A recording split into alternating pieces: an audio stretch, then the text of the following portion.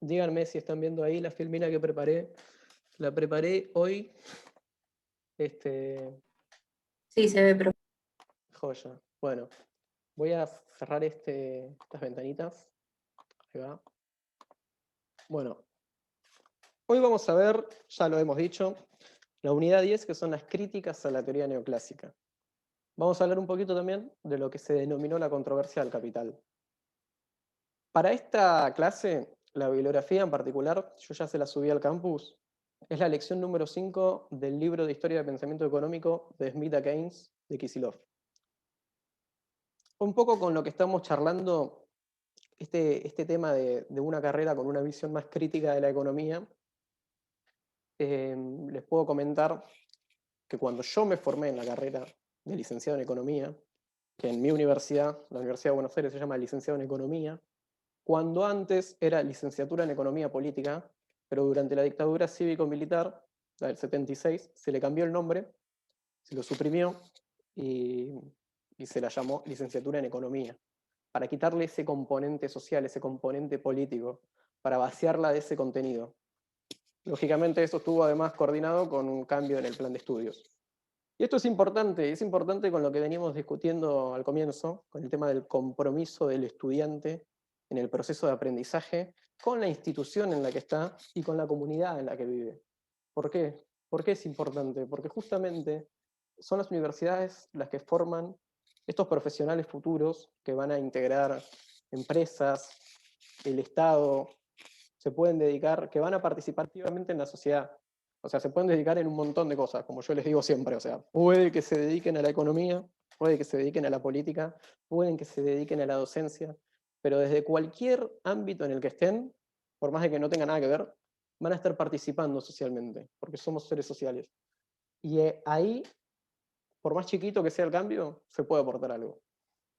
A lo que voy con esto es que, en mi caso particular, un texto como este, como el que vemos hoy, no me lo daban ni ahí en mi universidad, hablando mal y pronto, ni a gancho me daban un texto de estos, porque mi formación es mucho más conservadora, si se quiere.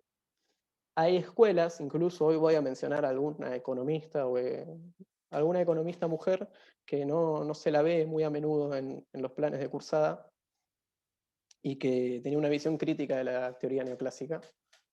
Y todo este contenido, en mi caso particular, lo he buscado juntándome con colegas a discutir textos que no estaban en las materias, pero que sabíamos que se discutían en el mundo, y hacíamos talleres, por ejemplo. Y eso es un instrumento que está al alcance de todos, ¿no? O sea, hoy en día. Bueno, vamos derecho a la introducción. Todo esto lo redacté ayer pensando en cómo dar esta clase, y básicamente lo que decía era que, siendo la unidad 10, nosotros hicimos todo un proceso, pasamos de la unidad 1, 2, 3, 4, 5, pasamos unidad por unidad, nos metimos de lleno en ese pensamiento neoclásico. O sea, en primera instancia, lo sabemos, discutieron sobre la revolución marginalista, sobre Gibbons, Menger, Walras, qué era lo que criticaban a los clásicos. Después, a posteriori, nos metimos en ese pensamiento, que era la teoría del consumidor, la teoría de la firma. Hablamos, por ejemplo, de la función de utilidad, que es una de estas herencias del economista filósofo, porque la utilidad es algo que es difícil de medir, es difícil de ordenar. No obstante, la función de utilidad terminó siendo muy útil para explicar cómo un consumidor, es decir, un agente en el proceso de intercambio económico, va a satisfacer sus necesidades buscando justamente la mayor utilidad, la mayor satisfacción posible. O sea, fíjense cómo ese componente filosófico, pensamiento abstracto, nutre a nuestra ciencia. O sea, es algo que no hay que perder. Después, por otro lado, bueno, pasamos a ver la teoría de la firma, el equilibrio. Habíamos discutido, cuando veíamos la firma, cómo en este esquema de pensamiento, que es el modelo de la teoría neoclásica, si todos los factores están libres, a cada uno le va a corresponder lo que había aportado definitivamente, desde un punto de vista conceptual. Pero después hablamos de competencia imperfecta, de los distintos equilibrios, del equilibrio de Nash, de las fallas de mercado, de las externalidades. Y después, la última clase conmigo, hablamos un poco de lo que era la política monetaria y del rol de la política monetaria en la economía en particular, es decir, en la demanda agregada, en el producto, cómo nos afecta socialmente. Y todo esto, todo este proceso que vimos, lo fuimos viendo, incluso parándonos, haciendo críticas. Hemos tenido todo un proceso largo que espero yo se lo hayan tomado con el compromiso que ojalá, imagino que tomaron, porque por lo menos los videos que han hecho me parecieron magníficos. Y bueno, nada, básicamente todo para llegar hoy a esta unidad que es la crítica a todo este pensamiento, a toda esta teoría. Nótese que por lo general en la evolución del pensamiento, sobre todo en la evolución del pensamiento académico, suele aparecer una corriente, que esa corriente, como es nueva, viene con empuje, forma parte de la hegemonía del momento, hasta que aparece otra corriente, que le podemos llamar contracorriente, que se instaura, y después viene otra, y así sucesivamente, ¿no? Bueno, la economía no es ajena a estos cambios, y de hecho, yo lo pienso desde un punto de vista más nacional quizás, muchas veces las universidades se atan a un prestigio producto de esa corriente de pensamiento que surge en esa universidad, ¿no? Y el hecho de que tengamos, por ejemplo, la Universidad Nacional de Lanús, que es una universidad, por lo menos nuestra carrera es una carrera joven, una carrera nueva, no está ligada a ningún prestigio académico que haya surgido acá. Al no estar ligada a ningún prestigio académico, justamente se pueden elaborar contracorrientes desde esta casa. Entonces, me resulta interesante como que mis estudiantes, es decir, ustedes, piensen de cara al futuro cómo podemos superar estas críticas, o sea, o estas corrientes. De todos modos, en particular, hoy hablaremos de este texto. Ahí les puse un parrafito chiquito en el que cuento que Axel fue alumno y profesor en la Facu de Económicas y que fue ayudante de un profesor de historia que se llama Pablo Levín, que nada, lo quería mencionar porque falleció hace un mes, una mala noticia en el mundo económico, porque era muy querido y aportó mucho desde la Universidad de Buenos Aires. Y nada, quizás a alguien le puede interesar después googlearlo, buscar algún texto, es interesante. Bueno, vamos derecho al tema que nos compete, lo que nos trae aquí. Hoy vamos a hablar de Marshall. Marshall fue un economista muy importante de fines del siglo XIX, que básicamente él trató de pensar una síntesis de lo que era la revolución marginalista y los clásicos. Bueno, pensemos primero cuando aparece la revolución marginalista, 1870 más o menos aparecen escritos, qué sé yo, hasta 1890. Los marginalistas como que no tenían mucho revuelo. Y de hecho fue con Marshall que el marginalismo encontró su expresión victoriosa, como ponemos ahí. ¿Por qué? Porque este texto de Marshall, Principios de Economía, se convirtió como en el manual de la economía. Y Marshall se convirtió como en la voz más autorizada para discutir de economía. Él estaba a cargo de la Cátedra de Economía Política de Cambridge. Este detallecito se los pongo acá, porque por el final de la clase voy a volver a la escuela de Cambridge, que ha aportado mucho a la ciencia económica. Esta es la Escuela de Economía Política de Cambridge en Reino Unido, para que sepan. Sin embargo, si ustedes van al texto, se habla de una victoria pírrica del marginalismo. Esta victoria pírrica, ¿saben qué significa? Yo, por ejemplo, en su momento lo tuve que googlear. ¿Alguien sabe lo que es una victoria pírrica? Sí, yo también lo tuve que googlear porque me quedé como, no sé, entendí que es como que hace mucho daño al oponente, no, no sé, no pude terminar de entender bien. Yo lo entendí como que es algo así como, piensen, me voy a ir de tema, pero está bueno fomentar un poco la imaginación a la hora de discutir estas cosas. Piensen, por ejemplo, en las guerras entre espartanos, troyanos, griegos, etc. Cuando se da una batalla y ponele Esparta ganaba sobre Troya, pero Esparta tenía un montón de heridos. O sea, es decir, casi que esta victoria puede ser una derrota. Bueno, eso es una victoria pírrica. Es una victoria con muchas bajas. Básicamente, esta frase como que me gustó mucho, porque, a ver, esperen que voy a ir al chat, a ver quién escribió. De Cambridge, sí. Victoria pírrica. Bueno, esta frase como que me gustó mucho porque básicamente ya te anticipa lo que va a pasar con Marshall. ¿Qué va a pasar con Marshall? Marshall va a agarrar a los marginalistas y va a darles a los marginalistas una victoria, pero una victoria con muchas bajas. En el sentido de que, ¿qué hizo Marshall? Reinterpretar a los marginalistas y tratar de establecer una continuidad con el pensamiento clásico. Claro está, pensamiento clásico al que los marginalistas se oponían. Por eso se hablaba de una revolución, de un cambio de orden. Si nos ponemos a pensar, a ver, esperen que paso la filmina. Profe, consulta. Sí, Esto es porque Marshall retoma a Ricardo, ¿no?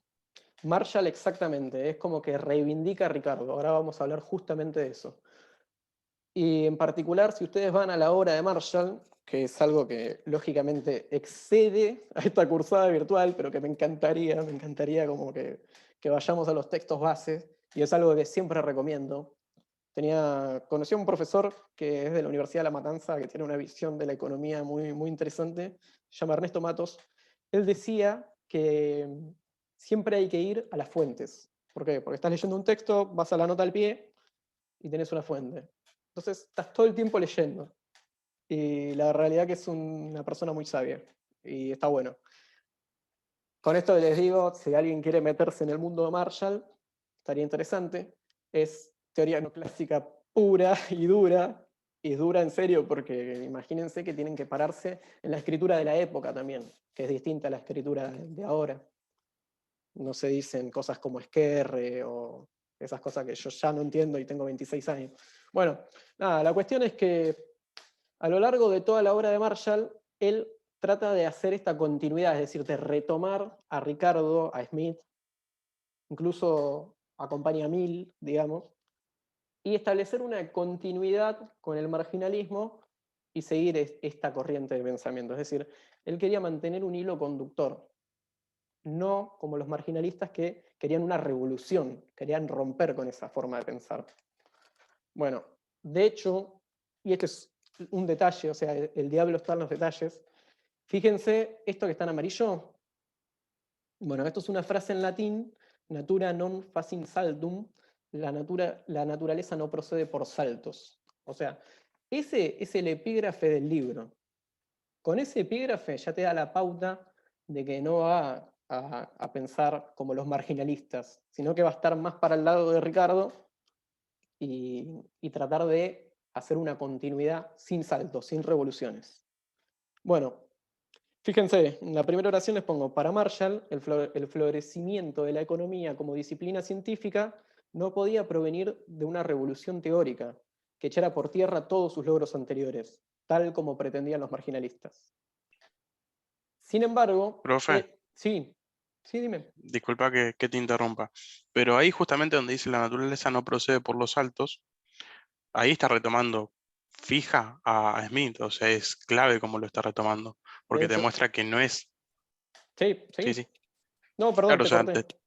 Pero o para sea, dónde está vas está bueno. diciendo que no es algo que se da porque, no sé, el ser humano cambió de una forma, o sea, nosotros lo vimos en economía clásica esto. O sea, te está mostrando de que son un montón de cosas y que es acumulativo y que justamente el hombre es propenso al intercambio y demás, entonces ahí te das cuenta que lo retoma. De hecho, hay una cita, si no me equivoco, en el texto que nos había dado en su momento de Marshall, que era muy corto, creo que era el capítulo 5, que literalmente explica cómo se maneja el mercado según Ricardo, o sea, es clarísimo, me parece a mí. Sí, exactamente, cuando habla de la renta, de la tierra.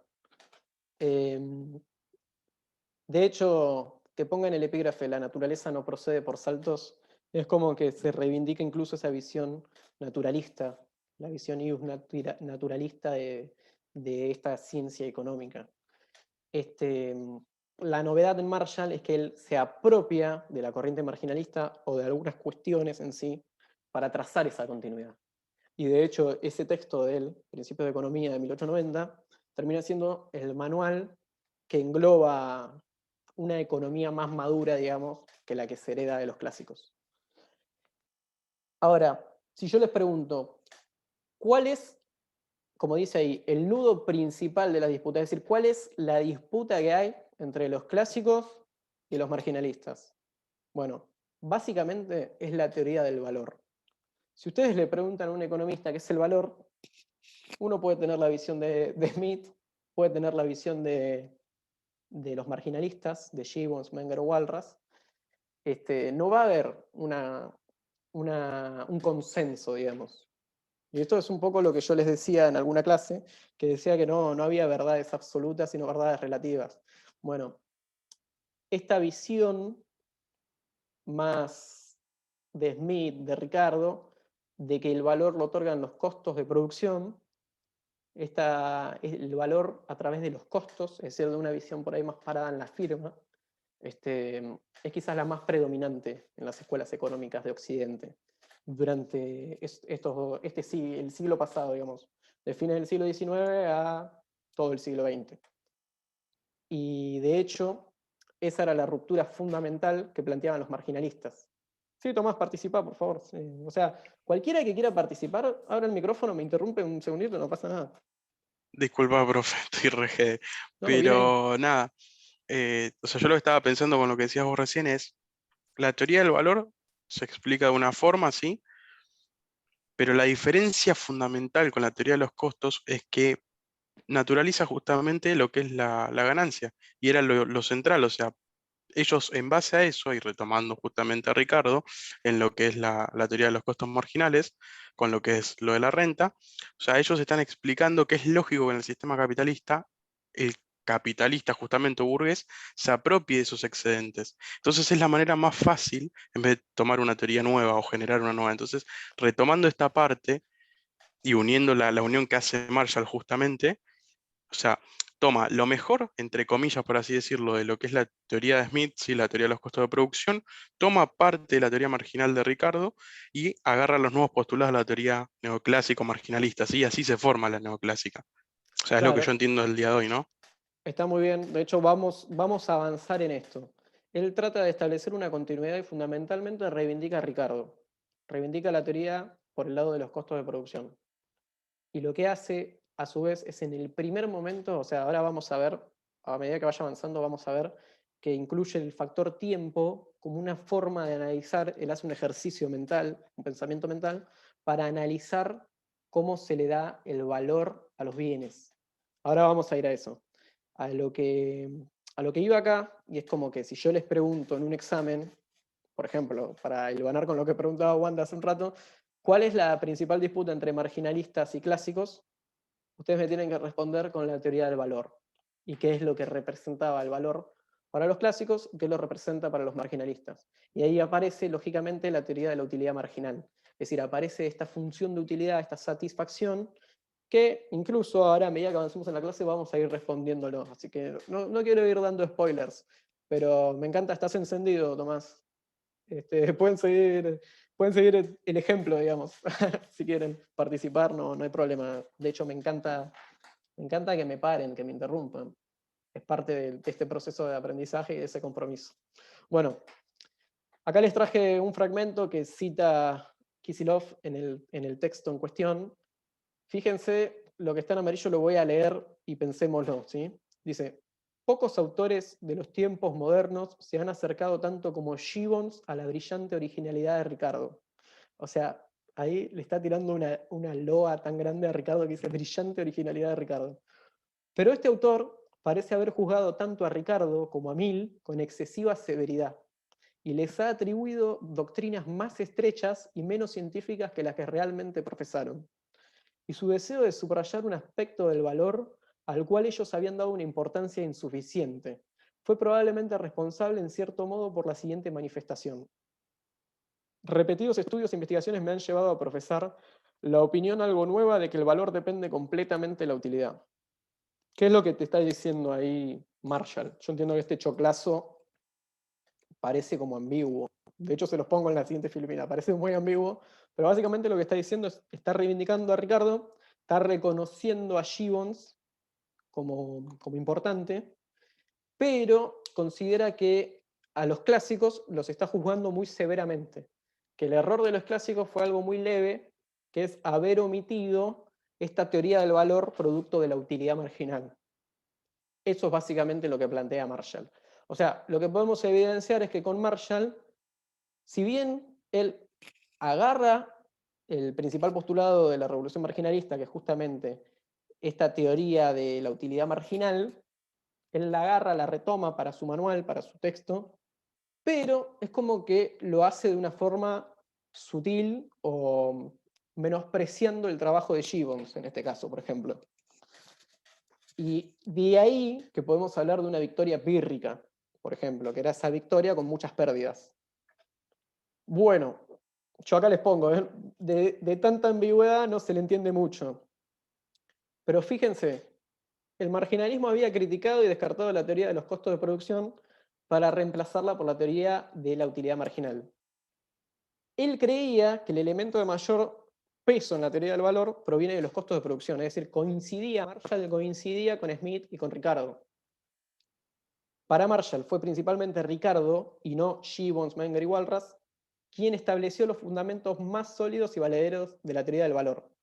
Además, para él, la explicación basada en la utilidad marginal se complementa y no se opone a la de la producción, a la del costo de producción de Ricardo. Es decir, él opina que lo que están estableciendo los marginalistas tiene que ver, se complementa con la teoría de los costos de producción de Ricardo. Lo cual es algo que, por lo menos de mi subjetividad, lo considero como bastante válido. Como que uno puede pensar las cosas desde la demanda o desde la oferta, ¿no? No sé qué opinarán ustedes, pero bueno.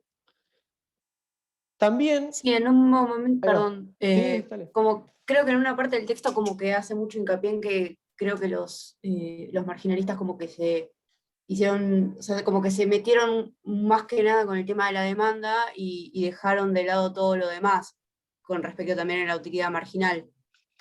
Exacto, y si lo pensamos un poco, o sea, si nos vamos un poquito más allá, tiene como que ver con la ley de Say también, ¿no? Porque pensar las cosas del lado de la Claro, oferta tiene que ver con esa clase social que Marx en ese momento, es decir, en el momento que escriben los clásicos, denomina como el capitalista, ¿no? El burgués, digamos. Eh, entonces, pensar las cosas de la oferta por ahí tiene más que ver con ese lado. Y yo siempre digo que para mí Ricardo era un digno representante de su clase, era un terrateniente. Por eso tenía esa visión de la renta, que ahora vamos a ver qué era lo que pensaba Marshall también. Ya intuitivamente estamos viendo como que Marshall va a coincidir con Ricardo. Profe. Sí, Y además, o sea, acá cuando vos aclarás, o sea, se aclara lo del costo de producción, me parece que principalmente es, o sea, Ricardo retoma la teoría del valor trabajo de Smith, pero usa los factores de los costos de producción. Y justamente con eso es como se entiende lo que es la utilidad marginal, ¿no? se utiliza eso, o sea, los marginalistas utilizan esa visión No, no, para... de Ricardo digo. Sí, sí, pero la utilidad marginal es una, digamos, una invención, una creación de los marginalistas. Ricardo no habla de utilidad y de satisfacción. Perdón, perdón, me confundí yo de la palabra, es la renta diferencial. Ah, está bien, sí, sí, sí. Sí, sí, O sea, justamente con eso, sí, o sea, con eso me refiero a la renta diferencial y a los factores es que reivindican la teoría de los costos de producción que Smith no la pudo terminar de completar. exactamente, y lo que, un poco relacionándolo con lo que hablábamos con Daniela recién, tiene mucho que ver con este componente social, es decir, quién está creando esta teoría, digamos, ¿no? De dónde proviene esta persona. Bueno, me parece que es un tema interesante, por lo menos. Después, por otro lado, eh, vamos para acá, a ver. En resumen, bueno, los marginalistas declararon una guerra contra la ortodoxia de su época, que eran Ricardo, Mill y Marshall, en cambio, agarra lo que él considera la mayor contribución del marginalismo, que es la teoría de la utilidad marginal, que lo que permite es crear la demanda con esa pendiente negativa, pero lo hace de una forma como muy limitada, digamos. Ahora vamos a ver cómo lo hace. Y después lo que hace es volver a los clásicos. Ahora vamos a ver cómo se hace. Fíjense que dice, de manera que su aporte, aunque valioso, hablando de los marginalistas, no debe ser considerado verdaderamente revolucionario. Es como que no te gustaría ser un marginalista y que después venga Marshall, ¿no? Porque fuiste, o sea, te quita el grado de revolución y de toda la novedad que hiciste. Pero bueno, sin embargo, también hace que el marginalismo al día de hoy siga estando, o sea, es interesante. Bueno, Marshall hace algo como la mayoría de los economistas de la época, ¿no? Propone una teoría del valor, una teoría de la distribución, y después vamos a ver que implícitamente también aparece una teoría del desempleo, de la desocupación. Y eso es como una de las críticas más fuertes que se le puede hacer a Marshall y a esta consolidación del pensamiento marginalista que Marshall provocó en el ámbito académico de la época y por consiguiente en la política económica del futuro, digamos. Acá era un poco lo que yo les decía hace un rato, que hablaba de que Marshall hizo como un procedimiento, un pensamiento, dijo un experimento mental, digamos, un ejercicio de abstracción para razonar esta teoría del valor. De esta manera, lo que hace es presentar su propia teoría del valor, fundada principalmente en los costos de producción, pero en el primer momento, porque acá aparece lo que es el tema del tiempo, también involucra la utilidad marginal y por consiguiente al aporte de los marginalistas. Dice que esta cuestión del tiempo es algo que tanto los clásicos como los marginalistas pasaron por alto, o sea, es un aporte que otorga el Marshall. Bueno,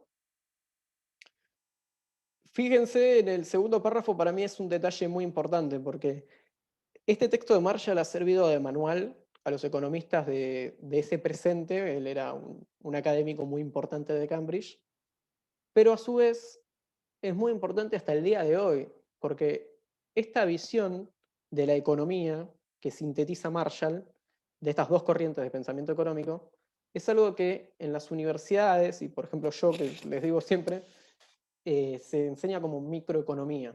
Es la visión de la economía, a veces ha pasado a medida que las distintas corrientes de pensamiento avanzaron a lo largo de la historia, se han hecho distintas divisiones para tratar de darle una continuidad a la ciencia económica. Entre ellas, a partir de Keynes y de la crisis del 30, se divide la economía en dos, micro y macro. Y bueno, nada, básicamente a lo que voy es que esta parte de la microeconomía, que es preponderante, incluso al día de hoy en la actualidad, es una herencia de Marshall. Y es muy importante porque es la génesis del sistema ortodoxo que después Keynes en el 30 justamente va a criticar. Y la ortodoxia ahí se va a defender de la misma manera que Marshall defendió a los clásicos ante la revolución marginalista, para tratar de darle una continuidad a ese pensamiento económico. Notaron que esta clase es como más atípica que otras, ¿no? Porque fundamentalmente el ejercicio de este texto es un ejercicio más mental, más abstracto. ¿Me están siguiendo hasta ahora o no? Sí, es Sí, espectacular. profe. Sí, profe. Joya, joya, buenísimo. Si no se Profe, entiende... perdón, Sí. antes de que sigas, queda un poquito más de un minuto, me parece. Ok, si quieren lo corto ahora y cortamos 5 minutos, ¿les parece? Y volvemos. ¿Les parece? Dale. Dale, Así- profe. Así me caliento el agua para el mate y hacen lo mismo. No, bueno, lo corto ahora y en 5 minutos volvemos. Son y 20 y 25 nos conectamos. Dale, profe. Gracias. A ustedes.